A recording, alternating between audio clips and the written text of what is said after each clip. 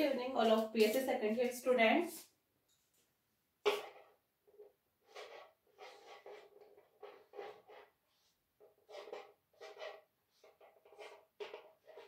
बच्चों अपन बात कर रहे थे अपने बॉटनी के पेपर में फोटोसिंथेसिस की। काफी लेक्चर ले चुके हो आप लोग, ठीक है। काफी कुछ अपन फोटोसिंथेसिस के बारे में डिस्कस कर चुके हैं। फोटोसिंथेसिस की इसी सीरीज में अपन कल बात कर रहे थे अबाउट C4 साइकिल। किसकी बात कर रहे थे अपन? C4 साइकिल की, ठीक है। जिसके बारे में मैंने तुम लोगों को बताया था C4 साइकिल की जो डिस्कवरी है वो किसने की थी? हैच एंड स्लेक ने, ठीक है। दो साइंटिस्ट थे हैच एंड स्लेक जिन्होंने क्या किया? C4 साइकिल को डिस्कवर किया। इसी में मैंने बताया था कि C4 जो साइकिल है उन जिन प्लांट्स में C4 साइकिल पाया जाता है वो होते हैं C4 प्लांट। कौन से होंगे बच्चों? C4 plant. और C4 साइकिल बोलने का रीजन मैंने यहाँ पे बताया था कि जो फर्स्ट स्टेबल कंपाउंड बनेगा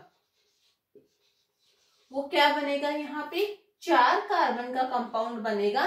देन इस साइकिल को अपन क्या बोलते हैं? C4 cycle. इसके अलावा मैंने तुम लोगों को कल बताया था इन प्लांट्स में स्पेसिफिक टाइप की एनाटॉमी देखने को मिलती है एंड वो एनाटॉमी कौन सी होती है? क्रेंच एनाटॉमी।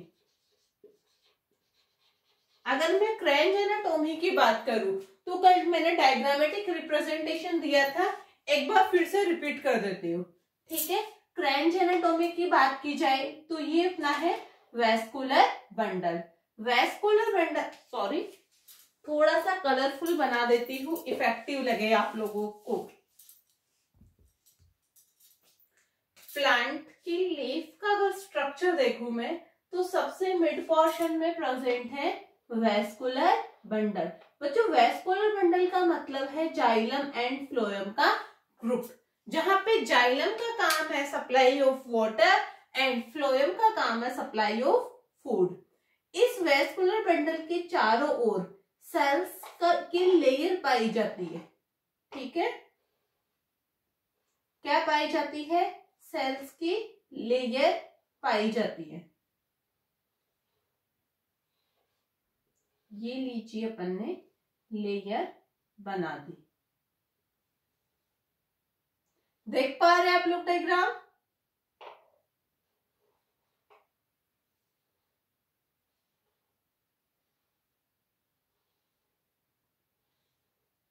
ये है सेल्स की लेयर, ठीक है। इस लेयर के चारों ओर एक सेल की लेयर और पाई जाती है।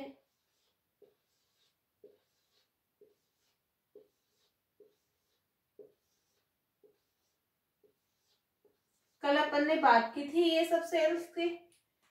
इन सेल को बोला जाता है बंडल शीथ सेल्स, ठीक है। 1 सेकेंड, फिर से देखिएगा। सब अपन बात कर रहे हैं क्रेंच एनाटॉमी की। किसकी बात कर रहे हैं अपन? क्रेंच एनाटॉमी की। क्रेंच एनाटॉमी में मैंने तुम लोगों को बताया था कि क्रेंच एनाटॉमी C4 प्लांट में देखने को मिलती है। और क्रेंच एनाटॉमी में क्या होता है? स्पेसिफिक टाइप की एनाटॉमी होती है जिसमें मिड में अपन ने शो किया है वेस्कुलर बंडल को। वेस्कुलर बंडल के चारों ओर सेल्स का जो ग्रुप पाया जा रहा है मैंने कल भी बताया था, इसको अपन बोलते हैं बंडल शीथ सेल, ठीक है। और ये जो मैंने रेड कलर से डिनोट की है ये होगी मेसोफिल सेल, ठीक है। मेसोफिल सेल के लिए मैंने कल भी तुम लोगों को बताया था कि इनमें ग्रेनल क्लोरोप्लास्ट होते हैं। कौन से क्लोरोप्लास्ट होंगे? Granal chloroplast. And bundle sheath में क्या होंगे? एग्रेनल क्लोरोप्लास्ट होंगे। दो टर्मिनोलॉजी यूज की है मैंने यहाँ पे, granal and second is agranal. Granal का मतलब क्या हुआ? ग्रेना प्रेजेंट है, ग्रेना प्रेजेंट। एंड एग्रेनल का क्या मतलब हुआ? ग्रेना एब्सेंट है। अब लाइट रिएक्शन में चलो बेटा। लाइट रिएक्शन में अपन ने बात की थी कि ग्रेना में क्या होता है, लाइट रिएक्शन कंप्लीट होती है। लाइट रिएक्शन में क्या होता है, फोटोलाइसिस ऑफ वाटर। क्या होता है सॉरी, फोटोलाइसिस ऑफ वाटर, जहां पे वाटर के फोटोलाइसिस से क्या बनता है, 4 hydrogen plus 4 electron plus oxygen. Oxygen atmosphere में रिलीज हो जाती है जिसे अपन इनटेक करते हैं, और ये 4 हाइड्रोजन एंड जो 4 इलेक्ट्रॉन है ये आगे की प्रोसेस में पार्टिसिपेट करते हैं। मींस ग्रेना में क्या होगा, फोटोलाइसिस ऑफ वाटर होगा। तो ग्रेना वाला पार्ट कौन सा है, मेसोफिल सेल है, ठीक है। एंड एग्रेनल पार्ट में फोटोलाइसिस ऑफ वाटर नहीं होगा, ये कौन सा है, बंडल शीथ सेल है। ओके, यहाँ पे ऑक्सीजन प्रेजेंट रहेगी, यहाँ पे ऑक्सीजन एब्सेंट रहेगी। ये अपन ने कल बात कर ली थी अबाउट क्रेंच एनाटोमी। आज अपन बात करते हैं कि जो अपना C4 साइकिल है, या ये मैं ये कहूं जो हेच स्लेक पाथवे है, वो कैसे कंप्लीट होता है। तो आइए पर इसको कंप्लीट करके देखते हैं।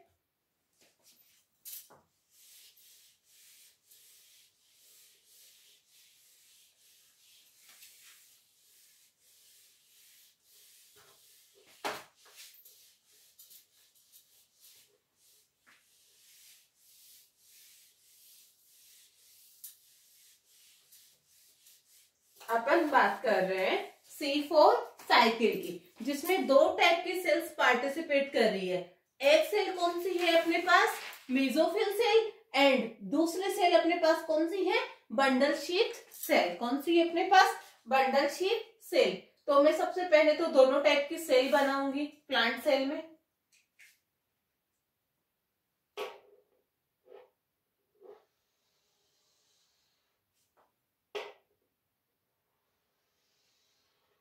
प्लांट सेल है तो डेफिनेटली यहाँ पे प्लाज्मोडेस्माटा भी पाए जाएंगे।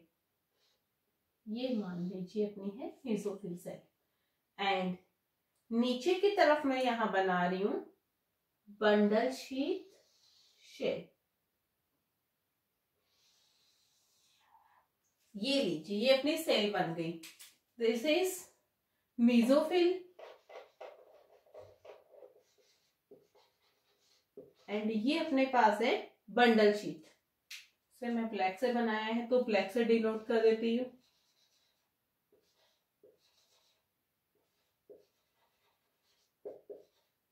ठीक है, अब देखिए होता क्या है। 2 टाइप की सेल मैंने बना दी, mesophyll cell and bundle sheath cell. अब अपन देखते हैं कि प्रोसेस कैसे कंप्लीट होती है C4 साइकिल की। ठीक है, सबसे पहले देखिएगा यहां पे प्रेजेंट रहता है फोस्फोइनोल पाइरुवेट। क्या प्रेजेंट है, फोस्फोइनोल पाइरुवेट, जो कि 3 कार्बन का है। ये फोस्फोइनोल पाइरुवेट क्या करता है, एटमॉस्फेयर से आने वाले CO2 को एक्सेप्ट करता है, और फोस्फोइनोल पाइरुवेट प्लस CO2 मिलके 4 कार्बन का एक कंपाउंड बनाते हैं, जिसे बोलते हैं ऑक्जेलो एसिटिक एसिड। क्या बोला जाता है, 4 कार्बन का कंपाउंड बना है जिसे अपन बोल रहे हैं ऑक्जेलो acetic acid. Number of carbon 4। Short form में इसे बोला जाता है OAA।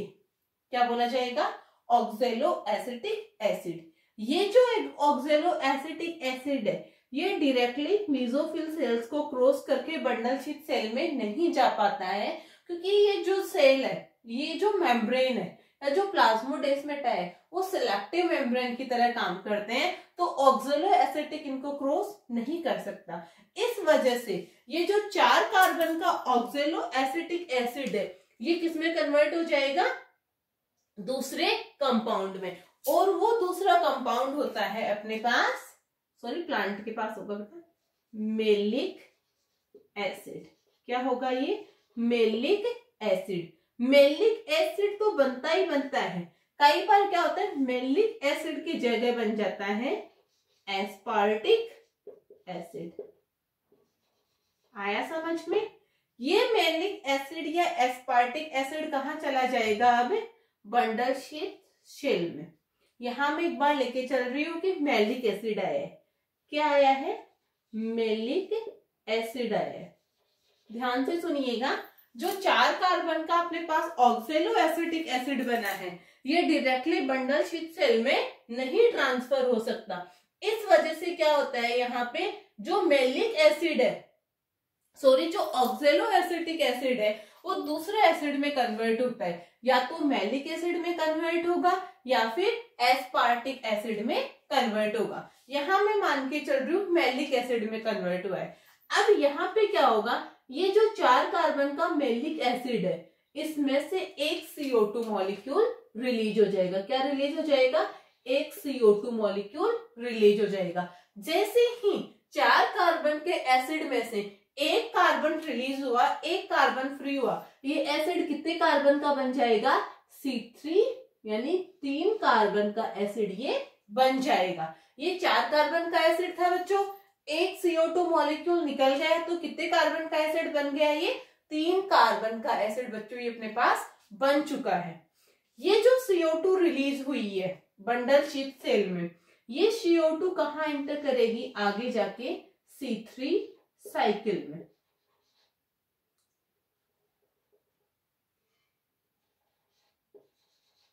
ठीक है, ये वाली CO2 एंटर कर जाएगी C3 साइकिल में।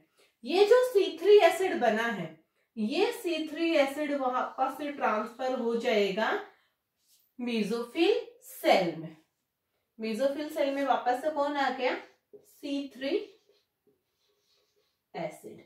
और ये C3 एसिड आगे कन्वर्ट होगा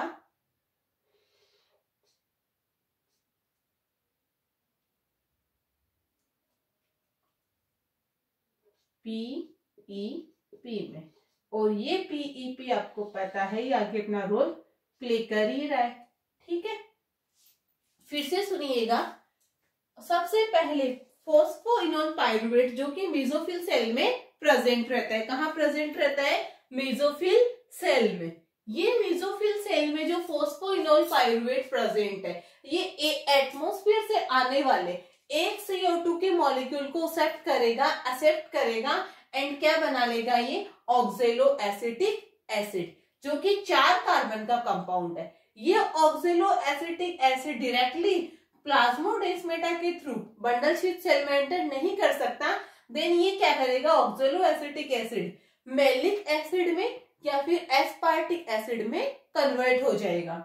ये मैलिक एसिड एंटर करेगा प्लाज्मोडेस्माटा के थ्रू बंडल शीट सेल में, जहां पे ये एक CO2 को रिलीज करके 3 कार्बन वाले एसिड में कन्वर्ट हो जाएगा। ये जो CO2 रिलीज हुई है, ये चली जाएगी C3 साइकिल में।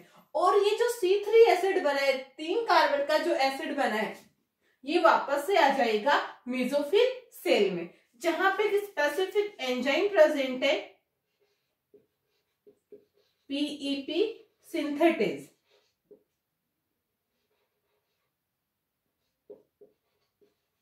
कौन सा एंजाइम प्रेजेंट है?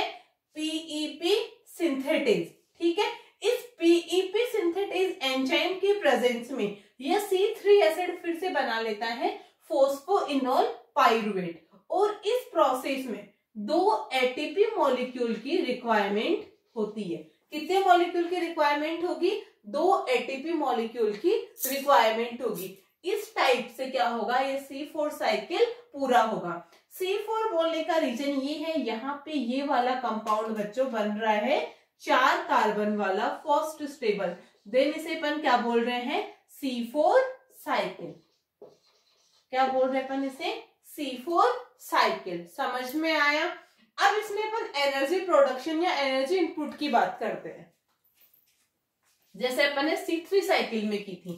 ठीक है, तो देखिएगा एक CO2 के मॉलिक्यूल को फिक्स करने में अपन को क्या क्या चाहिए?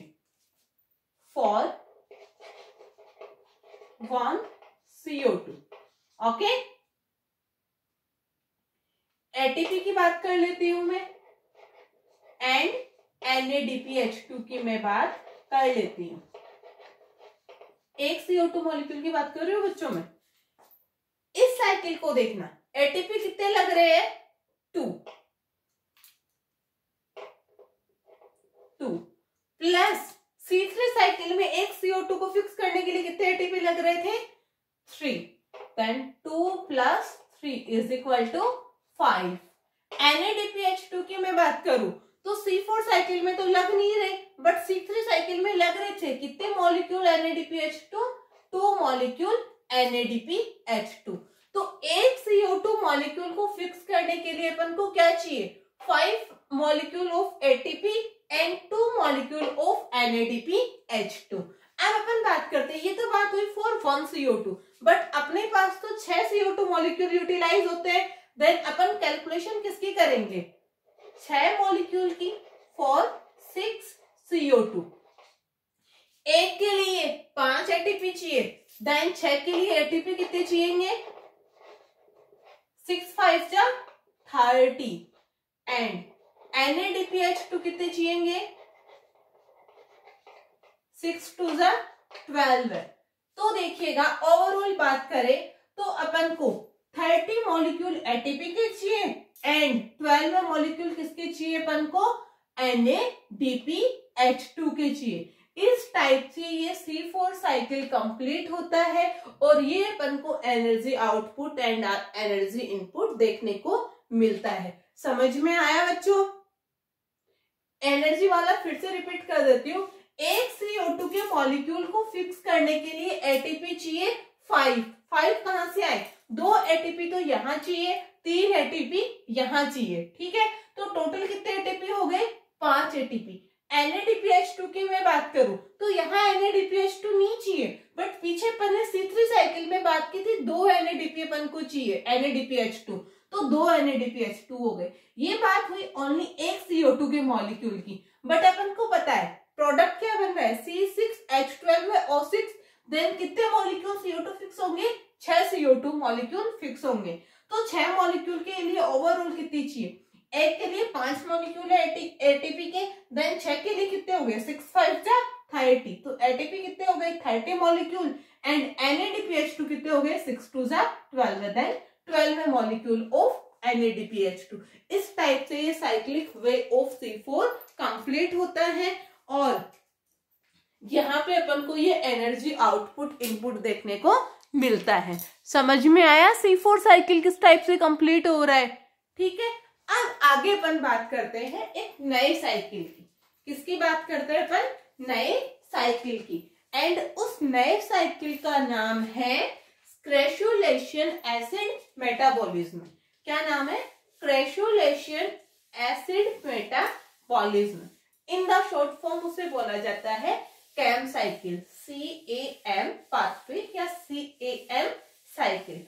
तो मैं बात कर लेती हूँ, समझाने की कोशिश करती हूँ तुम लोगों को। आई होप आप लोगों को समझ में आएगा और फोटोसिंथेसिस के जो कॉन्सेप्ट है वो आप लोगों के क्लियर हो पाएंगे, ताकि अपन अपना नया चैप्टर शुरू कर सके। जल्दी से मैं इसको निपटाने की कोशिश करती हूँ।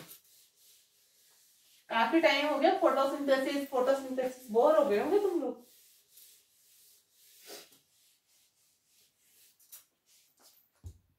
आगे देखिए, अपन बात कर रहे हैं केम साइकिल की, जिसको फुली अपन बोलते हैं क्रेशुलेशन एसिड मेटाबॉलिज्म।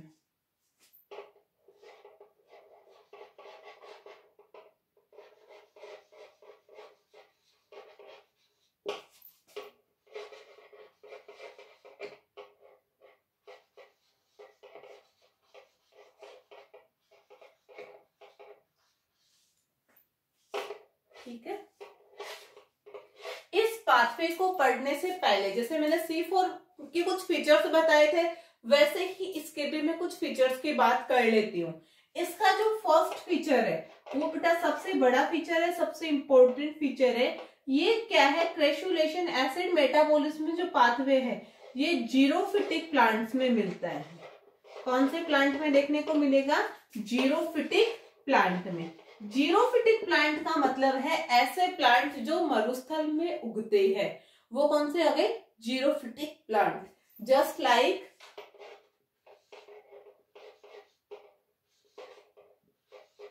ओपेंशिया, नागफनी नाम सुना है ना, पाइनएप्पल,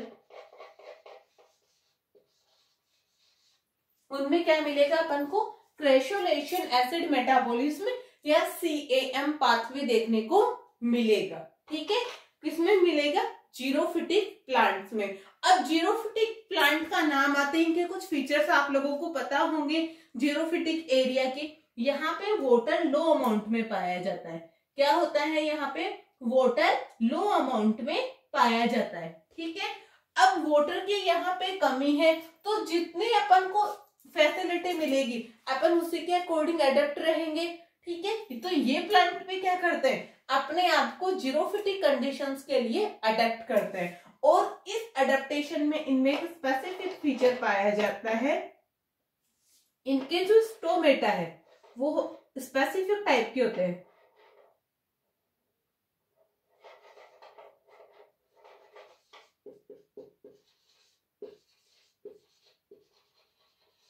ठीक है, इनके जो स्टोमेटा है बच्चों वो होते हैं स्कोटोएक्टिव टाइप के।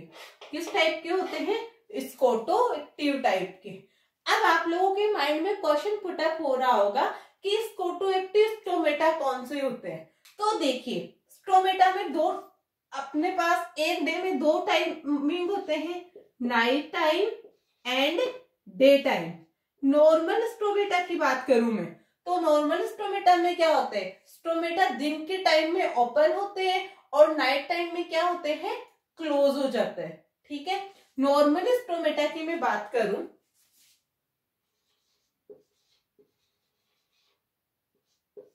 ठीक है, स्टोमेटा की मैं बात करूं तो डे टाइम में जो स्टोमेटा है वो क्या होंगे, ओपन होंगे।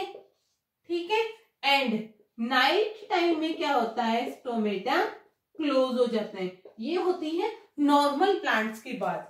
बट ये कुछ स्पेशल प्लांट है, जैसे तुम लोग स्पेशल स्टूडेंट हो वैसे ये भी थोड़े स्पेशल है। इनमें थोड़ा ऑपोजिट, थोड़ा क्या पूरा ही ऑपोजिट केस पाया जाता है। इनके स्टोमेटा नाइट में क्या होंगे, ओपन होंगे एंड डे टाइम में क्या होंगे, क्लोज होंगे। उसका रीजन क्या है, लॉस ऑफ वाटर को बचाना है। ठीक है, यानी दिन में अगर स्टोमेटा खुले रहे तो ज्यादा सनलाइट आएगी, जितनी ज्यादा सनलाइट आएगी उतनी ही ज्यादा वेपोरेशन होगा। ठीक है, सॉरी ट्रांसपिरेशन होगा। तो ट्रांसपिरेशन से बचने के लिए डे टाइम में इनके स्टोमेटा क्लोज रहेंगे एंड नाइट टाइम में इनके स्टोमेटा ओपन हो जाएंगे। ये स्पेसिफिक फीचर है स्कोटोएक्टिव स्टोमेटा का, जिनमें स्टोमेटा नाइट में ओपन है एंड डे में क्लोज है। डे में क्लोज क्यों है, ताकि लॉस ऑफ वाटर ना हो। अपन को पता है डे में प्लांट्स में ट्रांसपिरेशन की प्रोसेस होती है, वाटर स्टोमेटा के थ्रू बाहर निकलता रहता है। बट इनके पास इतना वाटर है ही नहीं कि ये वाटर बाहर निकले, तो इनके स्टोमेटा डे टाइम में क्या होते हैं, क्लोज होते हैं। ठीक है, तो अब इनमें कार्बन का फिक्सेशन कैसे होता है, कैसे साइक्लिक वे होता है, वही है अपना क्या, क्रेशुलेशन एसिड मेटाबॉलिज्म पाथवे या फिर CAM पाथवे। आगे बात करते हैं अपन इनकी। ठीक है, अब देखिए नाइट टाइम में यहां जब इनके स्टोमेटा ओपन है तो CO2 का फिक्सेशन है वो नाइट टाइम में होगा।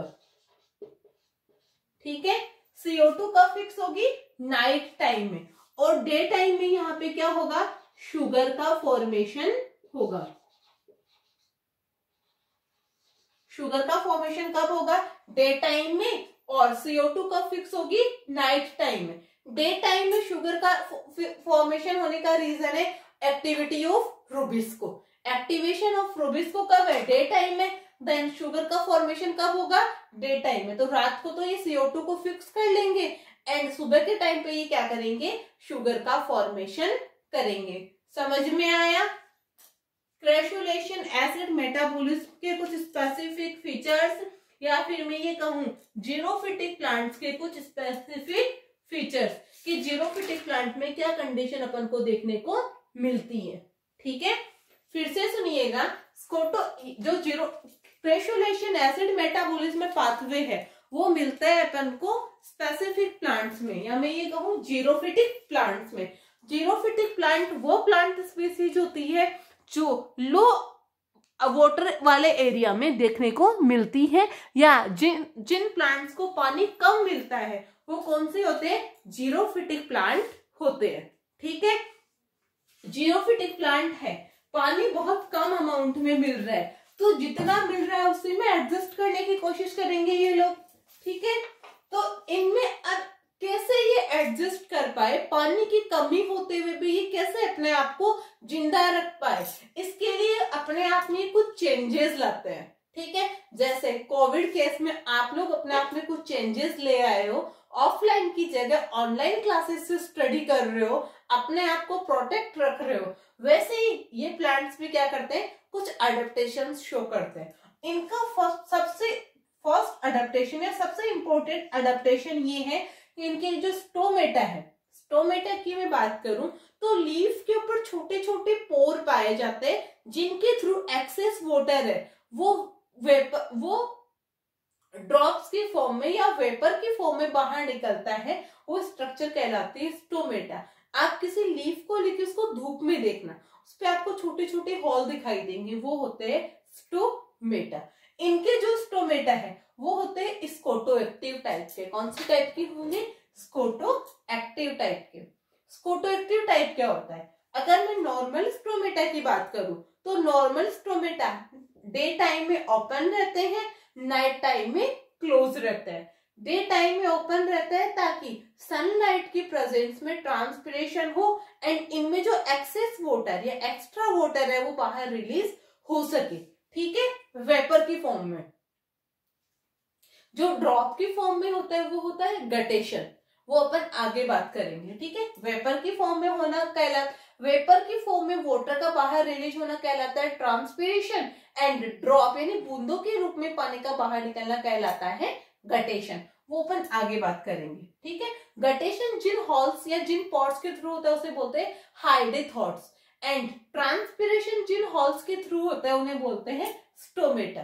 ओके, तो नॉर्मल स्टोमेटा मैंने बताया डे में ओपन रहेंगे एंड नाइट टाइम में क्या रहेंगे, क्लोज रहेंगे। बट स्कोटो एक्टिव में क्या है, पानी की कमी है इन प्लांट्स में, तो यहाँ पे पानी कम से कम अमाउंट में बाहर निकले, इसलिए ये बेचारे क्या करते हैं, डे टाइम में तो अपने स्टोमेटा को क्लोज रखते हैं एंड नाइट टाइम में अपने स्टोमेटा को ये ओपन करते हैं ताकि ट्रांसपिरेशन से बचा जा सके।